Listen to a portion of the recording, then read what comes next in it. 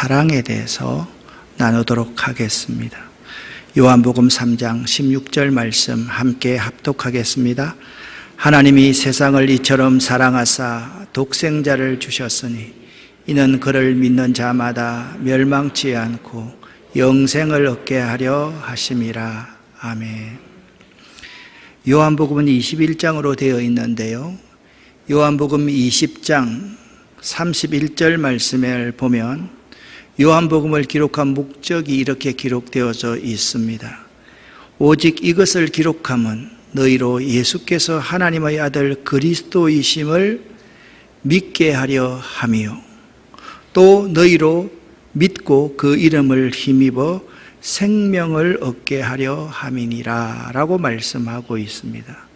바로 이러한 목적 아래서 요한은 헤아릴 수 없는 많은 자료들 중에서 일부를 선택하여 요한복음을 기록했습니다. 21장 25절 말씀을 보면 예수께서 행하신 일이 이 위에도 많으니 만일 낱낱이 기록된다면 이 세상이라도 기록된 책을 두기에 부족할 줄 아노라. 예수님께서 공생애에서 행하신 일이 이 외에도 아주 많지만 요한복음은요, 교회를 위해서 의도 있게 7이라는 완전수를 기초로 해서 7가지의 이적만 표현을 해놓고 있고, 나는 선한 목자다, 나는 양의 문이다, 나는 무엇이다도 7가지만 딱 해서 그 시대의 교회에 필요하게 요한은 요한복음을 기록해 놓았습니다. 그런데 성경에 기록한 이 목적 외에 요한복음을 기록한 목적이 2가지가 더 있습니다. 그 시대 1세기 말에 영지주의라는 이단이 있었습니다. 이 영지주의라는 이단은요, 가현설을 주장하는데, 가현설이 뭐냐면 예수님께서 이 땅에 오셨는데 우리는 예수님을 영으로 보고 있는 것이지 예수님이 육신을 입고 이 땅에 오신 것은 아니다라고 생각을 했습니다. 왜냐하면 그들은요, 육신은 더러운 것이고 영은 깨끗한 것이라고 생각했기 때문에 예수님이 육신을 입을 수 없다라고 생각했던 거예요. 대수롭지 않은 문제 같지만 이 문제는 1세기 말의 교회를 소용돌이 치게 만들었습니다. 그 영지주의를 논박하기 위해서 요한복음을 기록합니다. 그리고 유대인들이 1세기 말에요, 엄청난 변화를 가져오는데요, 유대인들은 끝까지 구약에 약속된 메시아를 거절함으로써 또 다른 죄악을 저지르는 거예요. 약속된 메시아를 거절하면서 그들과 같이 하는 사람을 정죄하고 단죄하여서 죽음으로 몰아넣는 그러한 일들을 유대인들이 하는 거예요.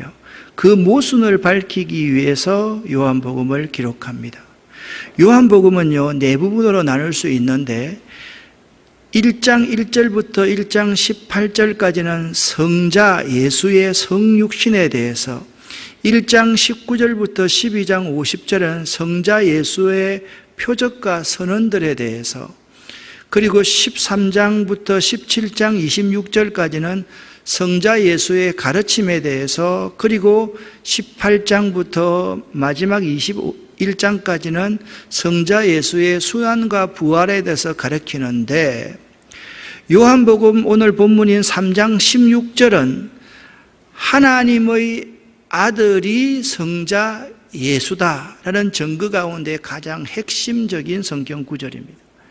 그래서 요한복음의 핵심 단어는 믿어라입니다. 믿어라. 바로 믿고 잘 믿어라입니다. 그런데 요한복음의 시대적인 배경, 요한복음을 기록한 그 시대적인 배경을 아는 것이 매우 중요합니다. 요한복음이 쓰여진 1세기 말의 교회는요, 경랑의 시기를 맞고 있었습니다. 예수님이 주 30년 전후에서 십자가에 못 박혀서 죽으셨죠. 예수님의 제자들도 30년 이후에 줄줄이 붙잡혀서 순교를 당했지요. 주후 1세기 말에는요, 예수의 제자 가운데 살아남은 사람이 거의 없었습니다. 이뿐만이 아닙니다. 1세기 말에 유대인들이, 예수를 믿던 유대인들도 다시 유대교로 돌아가서 회당에 있던 그리스도인들을 추방하기 시작했습니다. 그러니까 추방당하자 유대 그리스도인들은 자기 자신의 정체성에 대해서 회의를 갖게 되었던 것이죠. 또한 유대교는요, 아주 중요한 특징이 있었는데 몇 가지 파로 나누어져 있었습니다. 에세네파가 있었고, 바리새파가 있었고, 사두개파가 있었고, 열심당이 있었는데 1세기 말에 가서는 바리새파 외에 다른 파들은 다 소멸되기 시작했고, 바리새파가 유대교의 모든 세력들을 다 장악하기 시작했던 것입니다. 바리새라는 말 그 자체로 이들은 율법주의자들이었습니다. 다른 사람을 정죄하고 단죄하는 그러한 사람이었습니다. 교회는 이들로 말미암아 경랑의 시기를 맞을 수밖에 없었던 것입니다. 또한 한 가지 위기는 영지주의자들의 침투가 이게 그냥 넘어갈 일이 아니었던 것입니다. 왜냐하면 예수가 메시아인데 메시아이신 예수의 특징이 딱 있습니다. 완전한 신인 동시에 완전한 인간이 되어야만 합니다. 그런데 영지주의자는 완전한 인간이신 예수님을 믿지 않는 거예요. 그러니까 예수가 그리스도라는 사실을 그들 스스로는 부인하는 자들이 되었던 겁니다. 이단이었던 겁니다. 그래서 교리적인 갈등이 이 요한복음을 기록하는 시기에 있었다라는 것입니다. 여러분, 교회가 어려울 때 그 어려움을 벗어나는 길이 무엇일까요? 교회가 사라지려고 할 때 그 어려움을 벗어나가는 길이 무엇일까요? 사람들은 생각하기를, 이런 생각을 하기가 참 쉽습니다. 다른 새로운 교회를 만들어서, 새로운 프로그램을 만들어서 이 어려움을 이겨나가야지라고 생각하는데 그것은 매우 잘못된 생각입니다. 교회가 어려울 때마다 교회는요, 기본으로 다시 돌아가야만 합니다. 본질을 회복해야만 합니다. 1세기 말 시대에 요한복음을 기록할 때 그때는 교회가 매우 어려운 시절에 교리적으로 내부적으로 매우 어려운 시기에 있었기 때문에 본질이 매우 중요하게 되었던 것입니다. 그 시대의 교회는 위기의 시대였습니다. 교회가 과연 생존할 수 있을까라는 본질적인 생존의 위기를 1세기 말에 맞이한 것입니다. 교회는요, 위기의 시대일수록 교회의 본질을 회복하지 않으면 안 됩니다. 우리 시대도 참 어려운 시대 아닙니까? 코로나로 말미암아서 이제 사람들이 예배를 그렇게 소중하게 여기지 않는 시대가 되어 버렸습니다. 과연 우리들이 신앙을 갖는다는 것이 참 의미가 있는가라는 생각을 가진 사람들이 참 많은 시대입니다. 가나안 교회, 가나안을 거꾸로 해봅시다. 안 나갑니다. 교회는 안 나가면서 예수 믿는다고 하는 사람들이 많아지는 그러한 시대를 살아가고 있습니다. 본질이 무엇일까요? 본질은요, 예수 그리스도입니다. 예수 그리스도의 삶, 예수의 정신으로 돌아가야만 합니다. 교회가 아무리 어렵다 할지라도 이 하나님의 교회인 우리 성도들이 예수의 삶, 예수의 정신을 이 땅에 다시 구현하기 시작한다면 반드시 좀 더딜지는 모르겠지만 교회는 회복됩니다. 이것이 성경이 우리에게 가르치는 진리입니다. 요한복음 3장 16절은 그 기본, 그 본질을 말씀하고 있습니다. 이 말씀에는 세상을 사랑하신 하나님의 사랑이 가장 압축적으로 잘 표현되어 있습니다. 가장 간결하고 정확하게 하나님이 우리를 얼마만큼 사랑하시는지를 표현하고 있는 말씀입니다. 그런데 이 요한복음 3장 16절의 이 말씀은 두 가지의 별칭을 갖고 있습니다. 첫 번째, 작은 복음입니다. 성경 이 66권을 한 단어로 요약하라고 하면 예수 그리스도이십니다. 구약 성경을 오실 예수님이다 라고 말할 수 있고, 신약 성경은 오신 예수님이다 라고 말할 수 있습니다. 이 성경은요, 예수 그리스도를 중심으로 해서 기록되어져 있는 책입니다. 그래서 이 전체 66권을 한 구절로 요약해보라 하면 요한복음 3장 16절로 요약할 수가 있는 것입니다. 다른 하나는 요한복음 3장 16절은 위로의 복음입니다. 나 같은 사람도 내가 이렇게 큰 죄인인데 구원받을 수 있을까 하면서 괴로워하고 한탄하던 수많은 사람들이 이 요한복음 3장 16절을 읽고서 위로를 받고 구원에 이르렀기 때문입니다. 이 요한복음 3장 16절에 나타난 하나님은 어떤 분입니까? 무한한 사랑과 자비를 품고 계신 분이십니다. 만일 성경 66권을 하나의 성경 구절로 요약하라고 한다고 한다면 요한복음 3장 16절 말씀로 요약할 수 있을 것입니다. 이 말씀은 66권의 성경 구절 가운데 가장 핵심이 되는 구절입니다. 하나님이 독생자를 내어주실 만큼 나와 우리를 사랑하셨다. 이제는 예수를 믿는 자마다 멸망치 않고 영생을 얻는다라는 말씀입니다. 이 3장 16절 말씀을 잘 보십시오.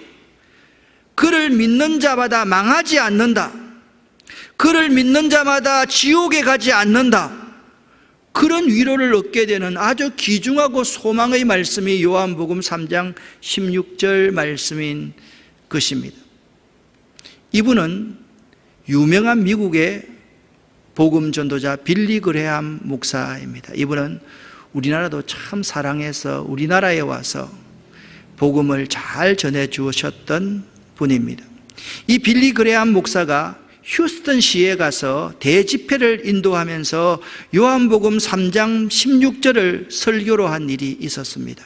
그때 그는 이런 말을 합니다. 여러분, 내가 이 설교를 할 때는 마지막 설교인 것처럼 할 수 있기를 원합니다. 그러므로 여러분들도 들을 때 이것은 내가 마지막으로 듣는 설교인 것처럼 들으시기 바랍니다. 왜냐하면 인간은 내일을 아무도 보장하지 못하기 때문입니다. 이 말씀을 바로 들으면 내일이 없다 해도 영원히 사는 자가 될 것이고, 이 말씀을 듣지 못하면 영원히 불행해질 수밖에 없기 때문입니다. 나는 마지막 설교를 하는 것처럼, 여러분은 마지막 듣는 설교인 것처럼 겸허하게 겸손하게 하나님이 보낸 심부름꾼의 입술을 통해서 하나님의 음성을 듣는 시간이 되길 바랍니다. 사랑하는 아름다운 교회 성도 여러분, 오늘 이 예배 가운데 저는 이 요한복음 3장 16절의 설교를 하면서 마지막 설교를 하는 것처럼 설교하기를 원하고, 여러분은 여러분 인생의 최 마지막 설교를 듣는 것처럼 들으시기를 예수 이름으로 간절히 축원합니다. 이 청년은 팀 티보우 선수입니다. 이 청년은 대학 때부터요, 여기에 패치를 붙이고 난 미식축구 선수인데요, 요한복음 3장 16절을 패치로 붙이고 나가서 경기를 하면서 복음을 전했던 선수입니다. 팀 티보우는요, 선교사 자녀로 태어났는데요, 이 대학 시절에 얼굴에 요한복음 3장 16절이라는 패치를 붙이고 경기에 출전하며 당당하게 하나님을 자랑했습니다. 요한복음 3장 16절에 대해서 성경 구절을 비꼬거나 비난하는 사람들도 물론 많았다고 합니다. 그럼에도 불구하고 팀 티보우는 꾸준하게 이 패치를 붙이고서 복음이신 예수 그리스도를 증거하기를 원했습니다. 경기 때마다 이 패치를 통해서 하나님의 말씀을 증거했다고 합니다. 그런데 팀 티보우가 프로에 가자 프로에서는 이 패치를 안 했으면 좋겠다 라는 규정이 있어서요, 그때부터 팀 티보우는 이렇게 한 무릎을 꿇고 앉아서 이렇게 생각하면서 묵상하는 기도를, 중보하는 기도를 하였습니다. 그 기도 동작이 티보잉 열풍을 만들었으며 팀 티보우의 트레이드 마크가 되었습니다. 하나님을 자랑하라. 티보잉 열풍이 미국 전역에 벌어졌는데요, 이렇게 벌어집니다. 비행기 안에서 기도하는 사람들이 이 기도에 포즈를 취하면서 기도를 합니다. 마트에서도, 그리고 아이를 보고 있는 아버지도, 헬리콥터를 타고 있는 병사도 이 기도를 하기 시작했습니다. 팀 티보우의 기도를 패러디하는 사람들도 많이 있습니다. 물론 비난하며 비꼬는 사진들도 많이 있습니다. 그럼에도 불구하고 팀 티보우를 통해 하나님이 일하시고 계시는 것입니다.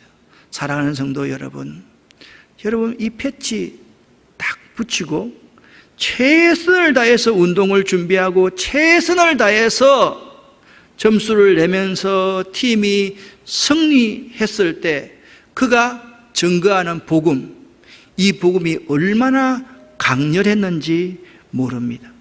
오늘 요한복음 3장을 읽어가면 3장 1절부터 바리새인이며 사내들인 공회원인 니고데모라는 사람이 나옵니다. 니고데모는 유대인의 지도자로 바리새인이었습니다. 그는 유대인의 최고 통치 기구인 사내들인 공회의 일원이었습니다. 그가 밤중에 예수님을 찾아와서 예수님께 묻고 예수님의 대답을 듣는 대화를 하게 되었습니다. 예수님께서는 니고데모에게 반드시 거듭나야 한다는 진리를 직접적으로 말씀하셨습니다. 니고데모가 이 거듭나야 해야만 된다는 이 진리를 믿지 못하는 태도를 보였을 때 예수님께서는 유대인 지도자인 그가 이러한 진리를 마땅히 알고 있어야 하기 때문에 니고데모를 부드럽게 질책했습니다. 이 그림은요, 니고데모가 거듭나야 된다. 거듭난다는 것은 영어로 리버스, 다시 태어난다는 말이거든요. 그래서 니고데모가 묻습니다. 예수님, 저 같은 사람이 다시 어머니의 태 속으로 들어갈 수가 있습니까? 라고 묻습니다. 그러면서 3장 9절에 어찌 그러한 일이 있을 수 있나이까? 라고 니고데모가 예수님께 물었습니다. 예수님께서는 거듭남이 무엇인지에 대해서 계속 니고데모에게 설명하였고, 이 말씀 가운데 성경에서 가장 잘 알려지고 사랑받는 구절인 오늘 요한복음 3장 16절이 포함되어져 있습니다. 요한복음 3장 16절의 내용은 이런 내용입니다. 하나님이 세상을 이처럼 사랑하사 독생자를 주셨으니, 여기 세상이라는 헬라어 코스모스라는 단어는 유대인과 이방인을 포함한 온 인류를 말합니다. 유대인의 전통적인 사고방식으로는 하나님의 사랑은 선민 이스라엘에게만 국한되는 것으로 여겨졌습니다. 그러나 요한은 하나님의 사랑은 선민 이스라엘뿐만 아니라 이방인에게도 미치며 이 하나님의 사랑은 온 우주에도 미칩니다 라고 하면서 하나님이 이 코스모스를 사랑하셨다라고 그렇게 말을 하고 있습니다. 세상을 사랑한다는 말은 두 가지 다른 의미가 있습니다.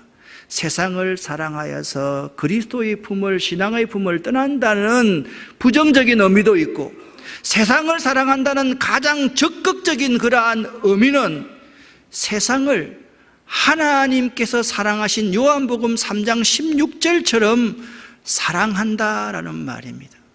어느 집사님이 제가 전번교회에 있을 때 무역회사 이름을 하나 지어달라 그랬습니다. 그래서 제가 기도하는 중에 세상을 사랑하는 무역회사 세랑무역이라고 지었습니다. 깜짝 놀라가지고 나한테 와가지고 목사님, 내가 세상을 사랑하다가 신앙을 버리면 어떻게 합니까? 라고 저에게 질문을 하였습니다. 그때 요한복음 3장 16절 말씀, 여기에 세상을 사랑한다는 말은 우리뿐만 아니라 믿지 않는 자들, 세상과 열방에 있는 모든 사람들, 이 자연마저도 다 사랑한다라는 의미도 있습니다 라고 설명한 적이 있습니다. 하나님이 세상을 이처럼 사랑하사, 여러분 여기에 하나님의 사랑의 동기가 독생자를 보내신 것임을 알 수가 있습니다. 하나님이 독생자를 보내신 이유가 뭐냐면 자기가 이 세상을 너무너무 사랑했기 때문에 독생자를 보내었다라고 말씀합니다.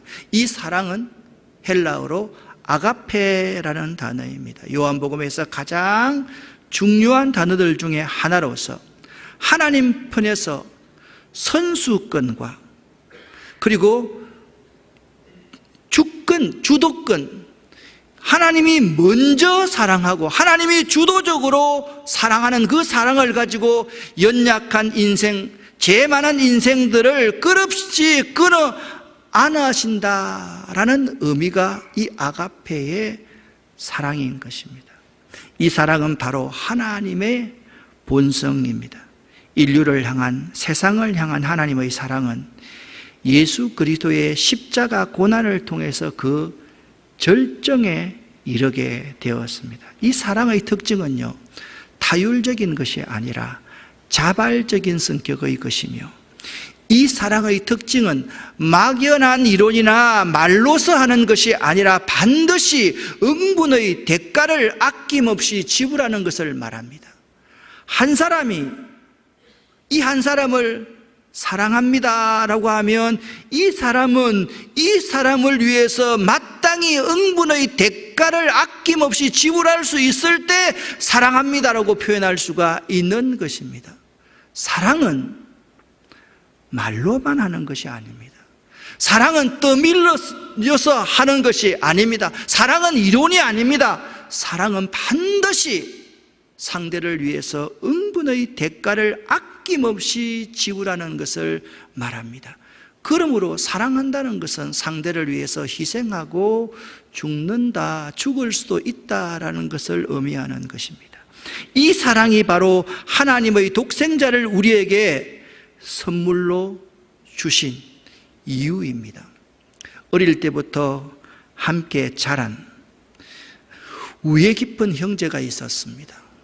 저희 때에는 그러한 일이 많았습니다. 저희 가정에서도 우리 큰아버지가 돌아가시면서 우리 집에 누님이 있고 그리고 형님이 있고 또 형님이 있고 내 막내가 있는데, 내가 태어나기 전에 저 큰아이를 내 밑으로 입적해라. 그래서 지금도 우리 큰형님이 같이 우리 어머니를 모시고 있으면서도 법적으로는 내 형제가 아닙니다. 그래서 일어나는 여러 가지 해프닝들이 많이 있습니다. 이렇게 우애 깊은 형제들이 있었습니다. 형님에게는 딸만 넷이 있고 동생에게는 아들 5이 있었습니다. 형이 아우에게 이렇게 말했습니다. 자네에게 아들 5이나 있지 않나? 그러니 아들 5 중에 1명을 내게 양자로 보내면 어떻겠나? 이 말을 듣고 난 동생은 형님, 예, 그러지요 하고 집으로 돌아왔습니다. 집에 와서 누워있는 5 아들들을 보며 어떤 아들을 형님에게 양자로 보낼 것인가 바라보고 있었습니다. 그런데 장남은 안 됩니다. 왜냐하면 장남은 상속자이기 때문이었습니다. 둘째 아들을 내려다 봅니다. 둘째 아들은 5 아들 중에서 제일 똑똑하고 제일 장래성이 촉망되어 둘째 아들은 도무지 안 되었습니다. 세 번째 아들을 봤습니다. 세 번째 아들은 5 아들 중에서 제일 자기를 닮아서 미남이기에 셋째 아들 또한 안 되었습니다. 그래서 네 번째 아들을 봤습니다. 네 번째 아들은 5 아들 중에서 병치레를 너무 많이 하여서 병약하여 넷째 또한 도저히 형님에게 줄 수가 없었습니다. 남은 5번째는 막내여서 내 아내가 제일 귀여워하고 내가 제일 귀여워하는데 어떻게 양자를 줄 수도 없었습니다. 그래서 그는 아들을 하나도 형님에게 주지 못하였습니다. 그런데 하나님은 우리를 얼마나 사랑하셨는지 하나밖에 없는 독생자를 내어주셨고, 하나밖에 없는 독생자를 우리들의 죄를 위해서, 우리의 죄를 대속하기 위해서 십자가에 못을 박으셨습니다. 십자가의 망치로 못을 박는 그 망치 소리는 하나님의 마음을 찢었습니다. 하나님은 우리를 자신의 마음이 찢어질 정도로 사랑하시는 분입니다. 이 사랑에 대해서 성경은 수없이 증언하고 있습니다. 요한일서 4장 10절 말씀을 보면 사랑은 여기 있으니 우리가 하나님을 사랑한 것이 아니요 오직 하나님이 선제적으로 주권적으로 우리를 먼저 사랑하사 우리 죄를 위하여서 화목제로 그 아들을 보내셨음이니라 말씀하고 있습니다. 로마서 5장 8절에 의하면 우리가 아직 죄인 되었을 때 그리스도께서 우리를 위해서 십자가에 죽으심으로 하나님께서 우리에게 대한 자기의 사랑을 확실히 증거하여 보여주셨습니다. 이 십자가를 보면 하나님이 여러분과 저를 얼마나 사랑하시는지 확실한 증거가 이 십자가이기 때문입니다. 로마서 5장 10절 말씀을 보면 곧 우리가 하나님과 원수되었을 때에 그 아들의 죽으심으로 말미암아 하나님과 더불어 화목하게 되었다라고 말씀했습니다. 인간은 어떤 구원도 받을 수 없는 존재였습니다. 그런데 하나님의 독생자 예수께서 십자가 위에서 대속의 피를 흘려주셨기 때문에 그 대속의 피로 말미암아서 하나님과 화목하게 되어서 구원을 받게 되었다라고 말씀하고 있습니다. 로마서 8장 35절부터 39절 말씀에 의하면 누가 우리를 그리스도의 사랑에서 끊으리요? 환난이나 공고나 핍박이나 기근이나 적선이나 위험이나 칼이랴 높음이나 깊음이나 다른 아무 피조물이라도 우리를 우리 주 그리스도 예수 안에 있는 하나님의 사랑에서 끊을 수 없으리라. 아멘. 하나님의 사랑에서 끊을 수 있는 세상에 그 어떤 것도 없다라고 말씀할 정도로 하나님은 여러분과 저를, 이 세상을 사랑하시는 분이십니다. 그래서 예수님께서는 이렇게 말씀했습니다. 좀 배우라. 내가 사랑을 원하고 제사를 원치 아니하노라 하신 뜻이 무엇인지 좀 배우라라고 말씀했습니다.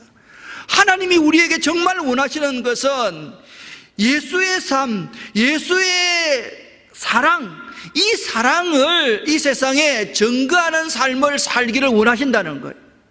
이 자리에 앉아서 예배드리고 그냥 가버리는 정도가 아니라 예배를 드렸으면 우리 가난하고 불쌍하고 이웃, 소외되어 있는 우리 이웃들과 함께 사랑을 나누는 사람이 되라. 그것을 내가 원한다라고 말씀하고 계신 것입니다. 사랑하는 성도 여러분, 이 사랑의 눈으로 이 세상을 바라볼 수 있어야만 합니다. 사랑하는 마음으로 이 세상을 살아갈 수 있어야만 합니다. 스위스에서 이런 일이 있었습니다. 어느 날 한 관광버스가 손님을 싣고 관광지에서 돌아오고 있었습니다. 관광객들 모두가 지쳐 잠에 빠져 있었는데 마지막 내리막길에 들어선 순간 운전사는 브레이크에 이상이 생긴 것을 발견하였습니다. 브레이크가 고장난 채로 내리막길에 접어든 버스는 속도가 점점 빨라졌고 당황한 운전사의 떨리는 눈동자에서 경사가 급한 내리막길에 펼쳐진 5개의 급커브길이 보였습니다. 버스에 점점 가속이 붙자 눈을 뜬 관광객들은 뭔가 이상이 생긴 것을 눈치채고는 흥분하여 소리 지르고 이성을 잃기 시작했습니다. 그렇지만 운전기사는 그 길을 여러 번 다녀보았기에 침착하고 조심스럽게 커브길을 잘 운전해 나갔습니다. 마침내 그는 마지막 커브길을 통과하였고, 마지막 커브길을 통과하자 모든 관광객들은 환호성을 지르며 이제 우리는 살았다 라고 소리 질렀습니다. 그런데 저 앞에 한 마을이 보입니다.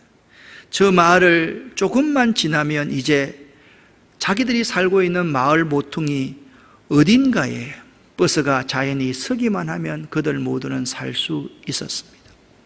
그때 마을 입구 신장로에 아이들이 놀고 있는 모습이 보이는 게 아니겠습니까?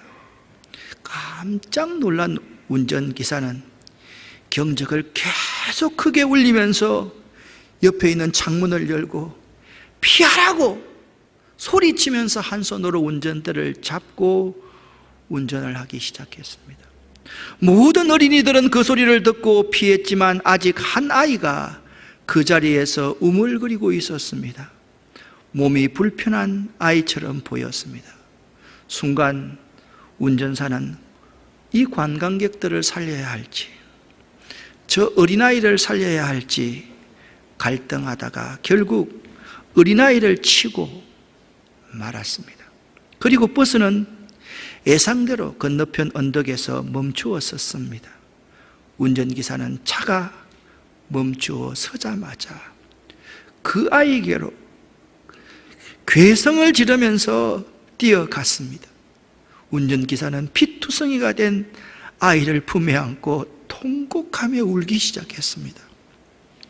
그때 마을의 일부 사람들과 살았던 모든 사람들이 운전기사를 둘러서서 이렇게 말하기 시작하는 겁니다. 그렇게밖에 운전을 못하다니, 이 고귀한 어린이들을 죽이다니. 둘러선 사람들이 운전기사에게 살인자라고 하며 야유를 퍼붓기 시작했습니다. 그때 둘러서 있던 사람 중에 한 청년이 이렇게 말을 합니다. 아마도 그 죽은 그 아이의 형인 것 같습니다. 모두들 그만둬요.